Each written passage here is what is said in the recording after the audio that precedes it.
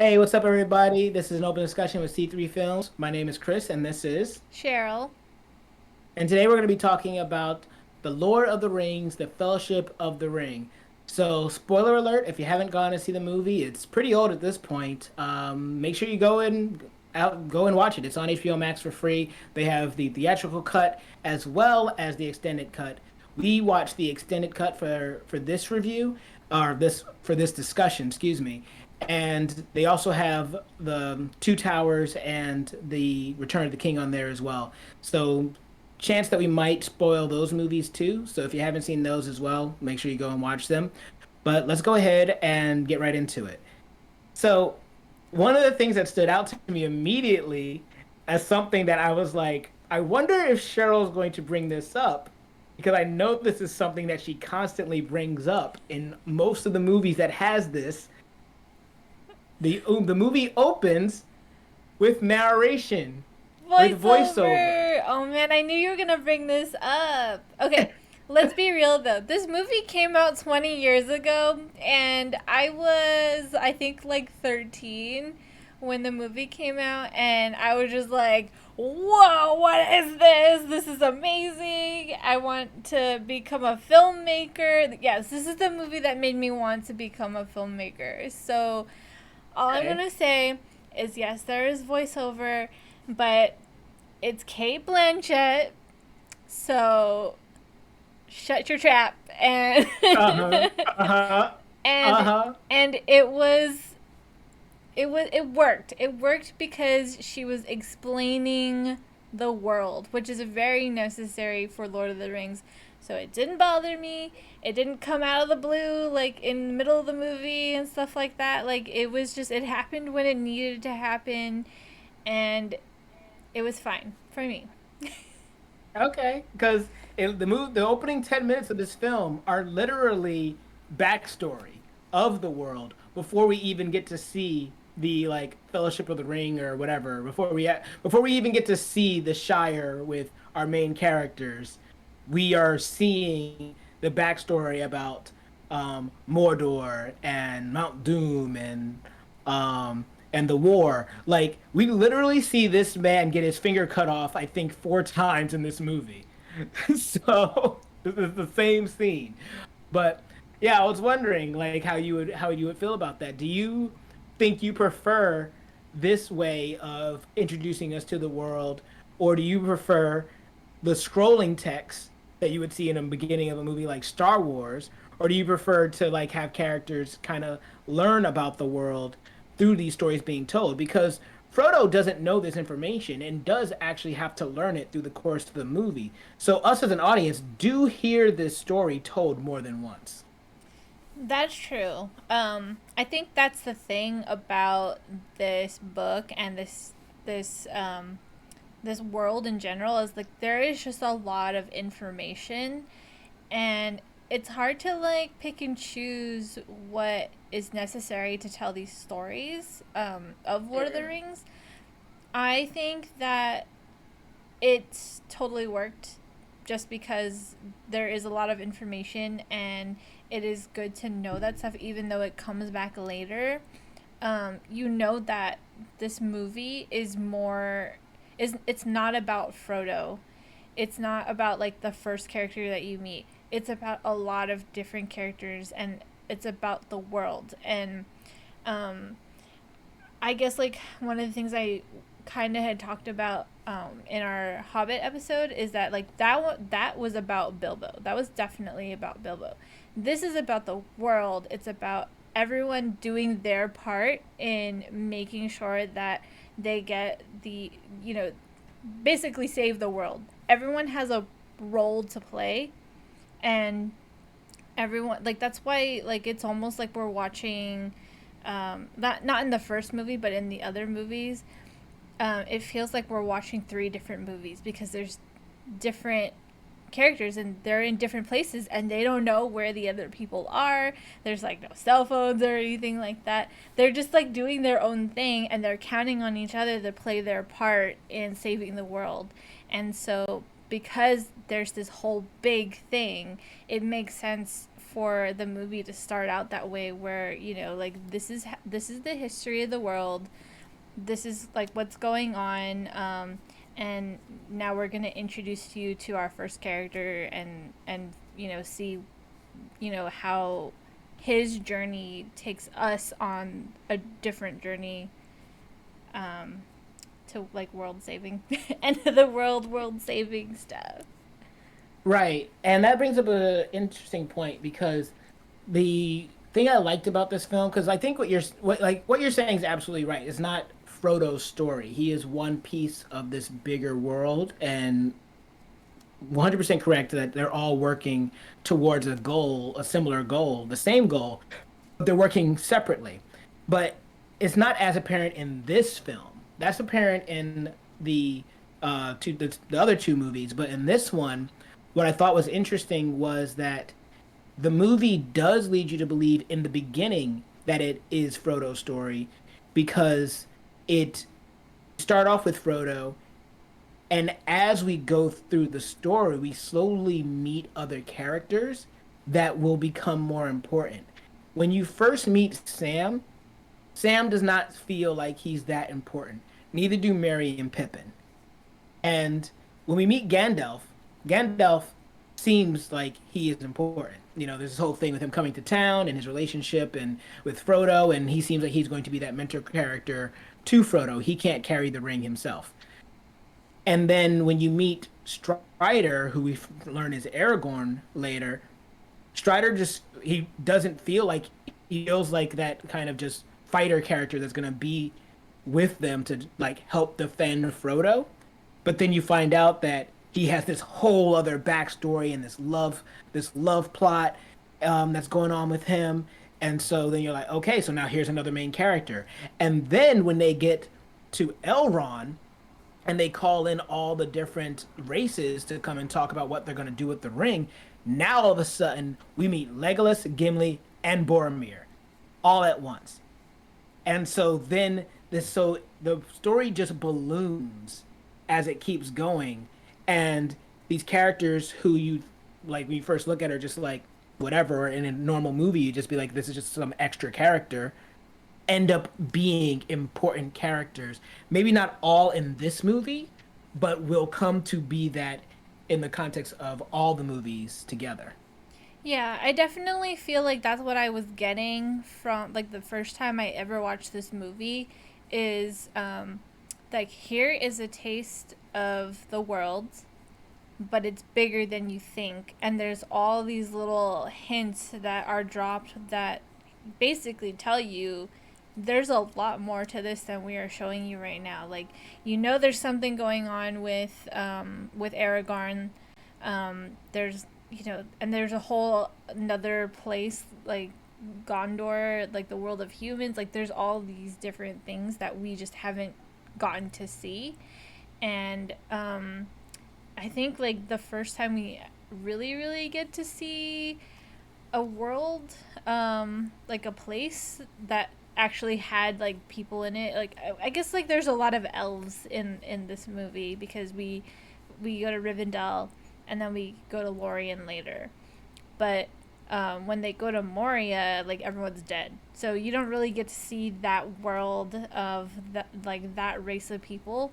But in the following movies, you do. You get to see like the world of men. You get to see, um, just a lot of other stuff. I won't get into that the other movies, but there's just so much more to this world, and that's the whole thing about Lord of the Rings and Tolkien is it's a lot of world building, and you can definitely feel that even from the first movie. There's just a lot more to it than you initially see. Yeah, and we were talking about in our Hobbit episode how I felt like The Hobbit could have been two movies.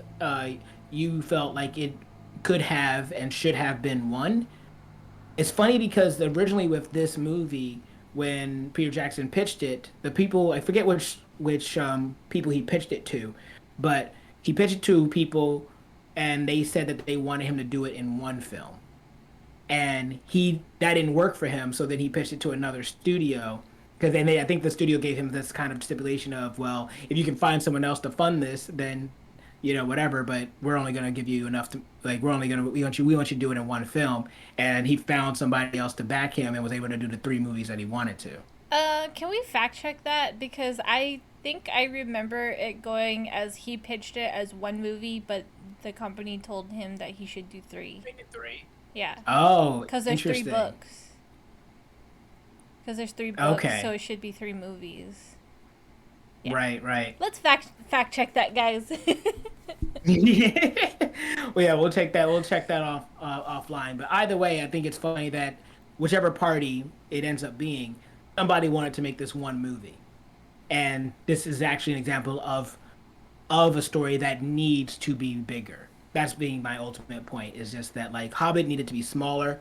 This needed to be as big as it actually ended up being. And like the fact that there are there's three movies and there's a theatrical edition and an extended edition to the movie. Really, if you haven't seen the extended editions of these movies, you have the opportunity to on HBO Max. Highly recommend it because the books are very rich. There's so much in the books that were left out, even with the extended versions. So, I mean, I haven't read the book, but I know this because I've read part of the book, so I know that already just from reading the very first chapter of Fellowship of the Ring that a lot of stuff got left out. So, and then there's the appendices. Like there's a lot of stuff that did not get into the movie.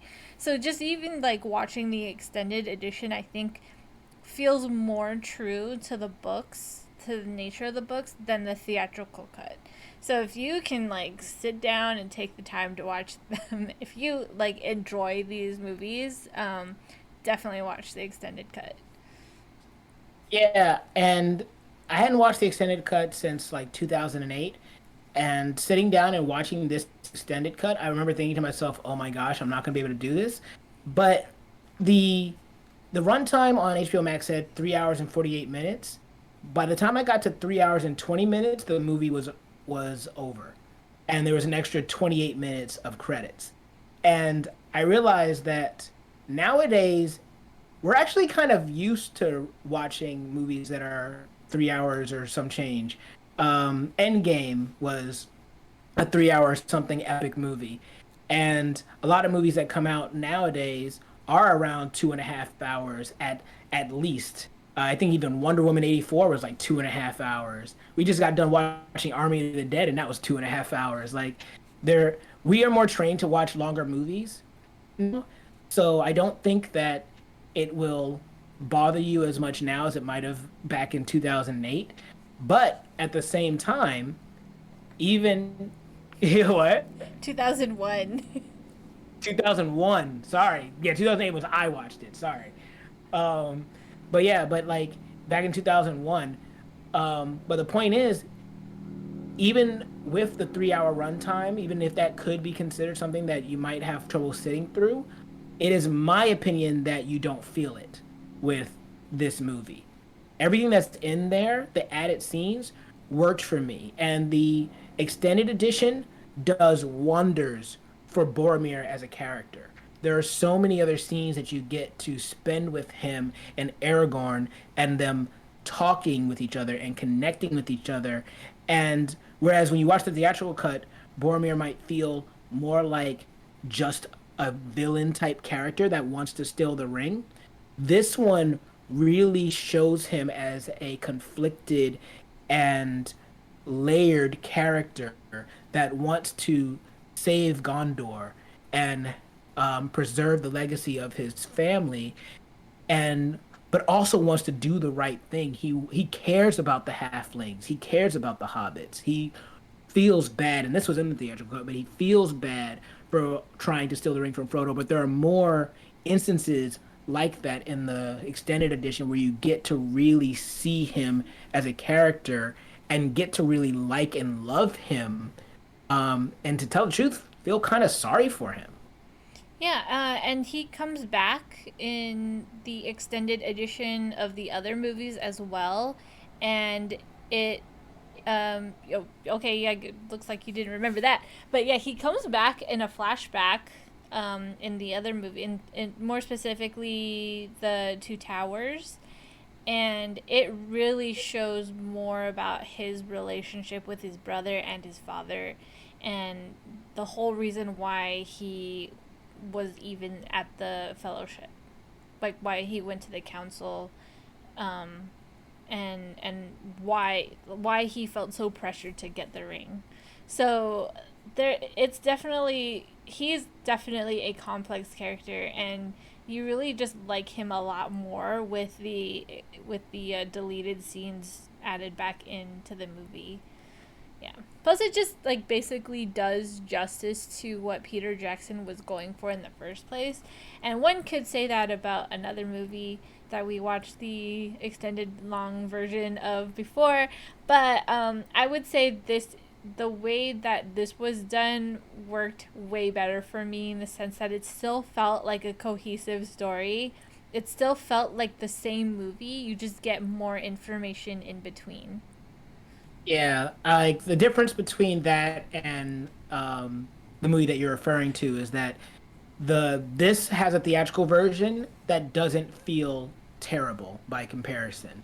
Like you can watch the theatrical version and still enjoy the movie, and then you watch the extended edition and you enjoy it more. Whereas that other movie, the theatrical version and the extended edition are essentially two different films. So it's not entirely the same. So yeah, I can definitely agree with you there. And another thing that I really liked, there's a lot of really good sound design in this movie. One of the things that really stuck out to me was the fact that whenever the ring was placed down or it fell to the ground, it always felt heavy. And the idea behind it is that Frodo's carrying this, and when he gets to take it, like remove it from himself, he's like breathing a sigh of relief. It's like he actually has a weight lifted off of him physically. But every time the ring hits the ground or is placed on the ground, it's got this weight to it that even though it's a flimsy ring that if we were to actually pick up, we could juggle it and it's no problem. But when it's there, it looks like it's heavy and it feels heavy itself. And I like the fact that the film can relay that to you as an audience. Yeah, I mean, it's hard for me to not like go off on a rant talking about like how they made everything and how like amazing a job they did in making this movie because I watched the very famous special features box, basically film school in a box. There's just so much that they did to like put this movie together, and like when you think about all the work, I'm sure like other movies have also, you know, done all this work and stuff, but it just felt like they really went over the top where like they actually made all like handmade all the armor and stuff like that. Like everything just felt very authentic in the movie, and you know the ring being one of them. And just there's just so much to this movie. No, absolutely. I 100% agree. It's really incredible that they were able to put this together, that this exists at all, and that we're watching it in 2021 at the time of this recording.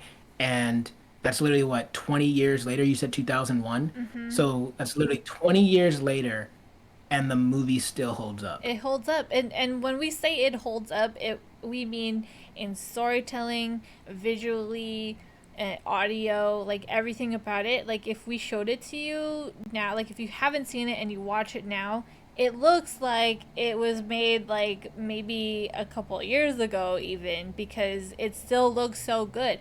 Like 2001 they were still shooting things on film. They shot this on film and they had CGI, but they didn't overuse the CGI.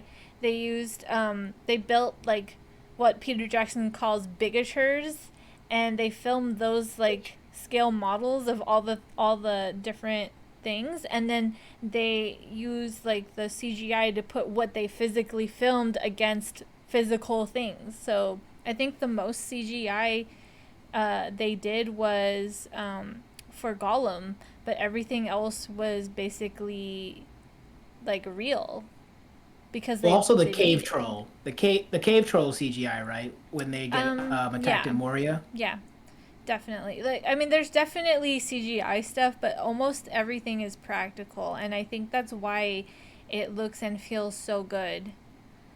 And why it holds up is because they put so much effort into making everything look real, and they use less CGI. And I guess like 2001 technology for, like, it doesn't look hokey. The fake stuff doesn't look so hokey. It's just like in that sweet spot of time where you can use just the right amount of CGI and the right amount of like practical effects, and then it just looks so good.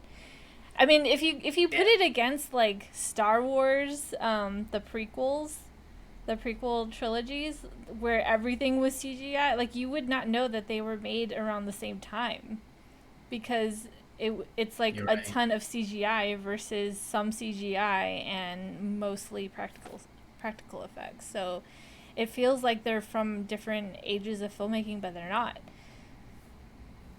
True. Yeah. Some of the CGI in the Star Wars prequel era doesn't hold up that well nowadays. But they are two different uh genres of film, if you will. Like one's strict hard fantasy, the other one is sci-fi fantasy. So they have a little bit more that they have to worry about. But at the same time, you do have these like sprawling, like was it Rivendell?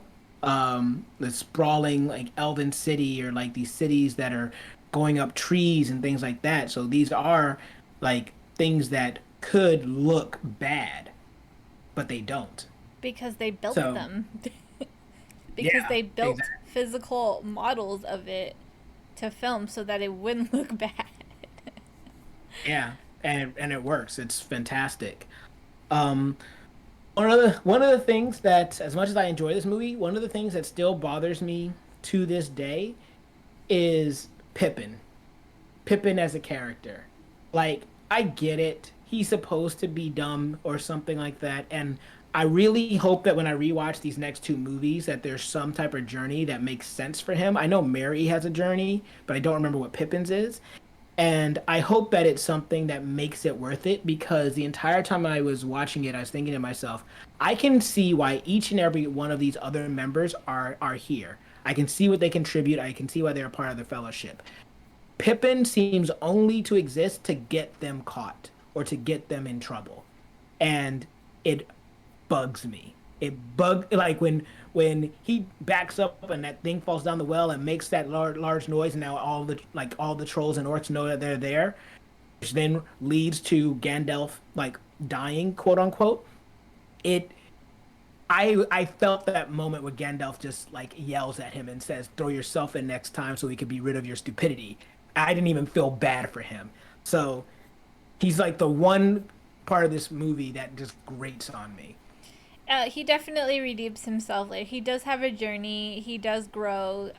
If you watch Two Towers, he does do something that saves the day. So he's not all bad. But I would agree he is one of those characters that makes you feel like, why is he here? Like he's so all he's just there for is to get everyone in trouble. Like if he wasn't there, nothing in Moria would have happened. But if you think about it, if all that stuff didn't happen in Moria, then Gandalf wouldn't have fought the Balrog, and he wouldn't have become Gandalf the White Off the way. later. So sorry, we're spoiling for the other movies, but like things happen for a reason. Like I think that's another thing about these movies is that everything actually does happen for a reason. Everything lead like one thing does lead to another. It's a series of events that all depend on what had previously happened. So Right. yeah, like nothing Yeah. is out of the blue, and it just feels like a natural chronological thing, whether or not people had intended to do things on purpose. Yeah, that's one of the reasons I liked this one element of The Hobbit where you see Fellowship, Bilbo's right? Oh, is what? you mean Fellowship of the Ring No, no, no, in The Hobbit. and The Like Hobbit? where you see Bilbo spare Gollum, and when we come to the Fellowship of the Ring and we're seeing this scene where Gandalf and Frodo are talking, And Frodo says that it's a shame that Bilbo didn't like kill Gollum back then. Pity that I think the words he uses, pity he didn't kill him. And Gandalf says it's pity that stayed Bilbo's hand. And then yeah, and you get to see that in The Hobbit, which is great. But when we're talking about it here in the Fellowship of the Ring, it's it's real what you're saying is on full display, where Gandalf literally says that Smeagol Gollum still has a role to play. He's not sure what it is, but he knows that he has a role to play in this. And by the end of it, it might be Bilbo's decision that leads to something else that's good happening or something like that. Like I don't remember the words that he used, but essentially it might be Bilbo that actually his Bilbo's choice might save the day. Mm-hmm. And so that moment when you watch The Hobbit and he chooses to spare Smeagol, it's like that can literally be the choice that is able to defeat Sauron later. Mm-hmm. And that's what I like. Like you said, everything happens for a reason. Mm-hmm. Yeah. It's a triggering of events, and there's a lot of like future telling. Like Elrond can tell the future, or at least see versions of the future, and so can Galadriel, and Gandalf can kind of do it too, but not to the same extent as the elves. But that future telling, like the gifts that Galadriel gives to all the characters before they leave Lothlorien, it comes back. Like they actually use all of those items later, and those items serve great purpose. Like if they didn't, they literally, if they did not have those items, they would not have, they would not have gotten out of the mess that they were in. I really need to see the rest of these movies again because I don't see what purpose 3 locks of hair could serve.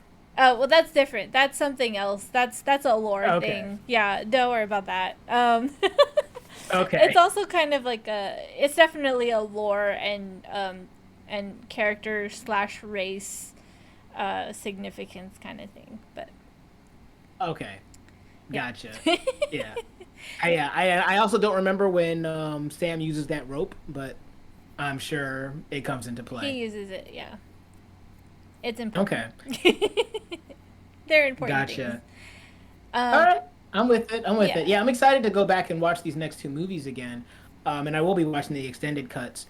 The other thing, as we mentioned before, in our Hobbit episode, that I really just like about these movies and this whole franchise as a whole is just the music. The music blows me away. It's iconic. It's a good example of how you can have themes that stand out, themes that if you were to play on a radio and while people were walking down the street, you'd immediately be able to pick out where it's from because it's so iconic. Mm-hmm. And there's multiple iconic tracks in this movie. It's not just one. Like Avengers has one, but Avengers specifically, others like the Winter Soldier theme stand out. But yeah, like this movie has multiple iconic music within one film, and it's impressive.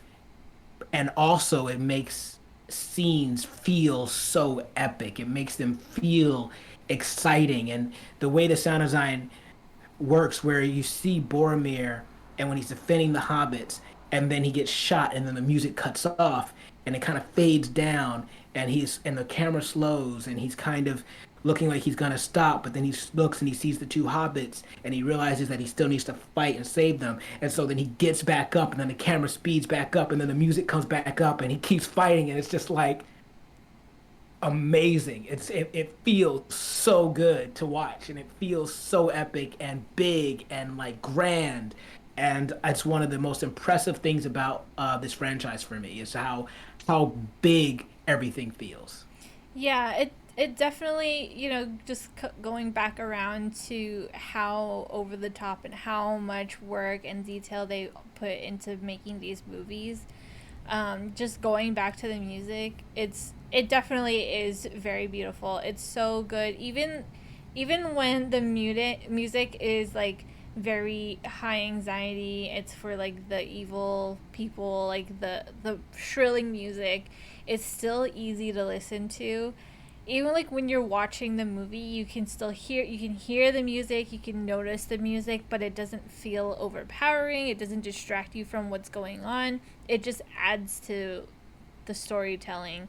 And even if you just listen to the soundtrack, you almost know like how you're supposed to feel. It definitely tells you how you're supposed to feel, but it's done in such a way where it's not like um it has character. It's memorable. It has like a voice. It has a motif. It has a theme and for everything, and it comes back, and it's just recycled and even in used in the Hobbit and stuff like that. But it's all done in a way where it's still like it leads you through the story without distracting you from it. It just adds to it, like I said. Um, and like I don't know, Absolutely. like it's just so hard to not love the music. It's just so good. Yeah, it absolutely is. And yeah, we see what you said in the chat there, Striker Man. We'll talk about it more during our segment on our stream. But which, by the way, if you guys haven't checked out our stream, make sure that you guys check us out on Twitch so you can see the full segment of this recording. But yeah, is there anything else? We're running up a little bit on time here. Is there anything else that was kind of pressing for you that you wanted to kind of just that we haven't gotten a chance to go over yet? Yeah, I have to say that 13-year-old me, obviously, heartthrob, Legolas, saving the day all the time. Such a great character. Love him to death. Was my guy Wall.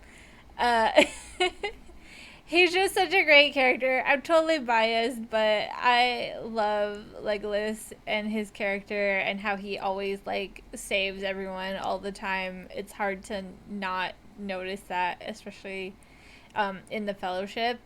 And Right. there's so many great moments, not just with him but with the other characters and the dynamic, the relationships that they have with each other that also bring humor to the movie. It's not all serious. This movie is not like 100% drama fantasy. There's a lot of back and forth, and I think that the relationships that the characters have with each other are very strong, and they're like built.